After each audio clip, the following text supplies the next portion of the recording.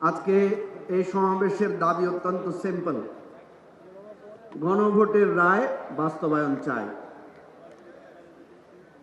আপনারা জানেন 1970 সালে একটা নির্বাচন হয়েছিল, সেটাও জনগণের রায় ছিল, কিন্তু সেই রায় তৎকালীন ইয়াহিয়া সরকার ওই পাকিস্তানি সামরিক জান্তা রায় বাস্তবায়ন করতে দেয় নাই। রায় বাস্তবায়ন হলে পুরো পাকিস্তানের নেতৃত্ব আসতো আমাদের এই বাংলাদেশের জনগণের হাতে।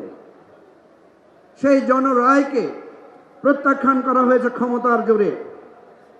আশ্চর্য হয়ে যাচ্ছি আমরা, 55 বছর পরে এসে বাংলাদেশের এমন এক দলের উপরে আবার পাকিস্তানি জান্তা ভর করেছে যারা আমাদের গণভোটের রায়কে বাস্তবায়ন করতে দিতে চায় না। আপনারা আবার পাকিস্তানি যুগে ফিরে যাচ্ছেন, আপনারা আবার এই আহিয়ার রাস্তায় হাঁটছেন, আর দোষ দিচ্ছেন আমাদেরকে, দোষ দিচ্ছেন বিরোধী দলকে। আমরা দেখেছি যেই ক্ষমতায় যায় সেই ক্ষমতায় গিয়ে তার অতীত ভুলে যায়। আজকে প্রধানমন্ত্রীর বক্তব্য দেখেন, আগের বক্তব্য দেখেন, স্বরাষ্ট্রমন্ত্রীর আগের বক্তব্য, বর্তমান বক্তব্য দেখেন, তাদের নেতাদের আগের বক্তব্য, বর্তমান বক্তব্য দেখেন। ওই গ্রামে গঞ্জে ছাত্রদল যুবদলের ছোটখাটো নেতাদেরও আগের আচরণ বর্তমান আচরণ দেখেন, কোনো মিল আছে?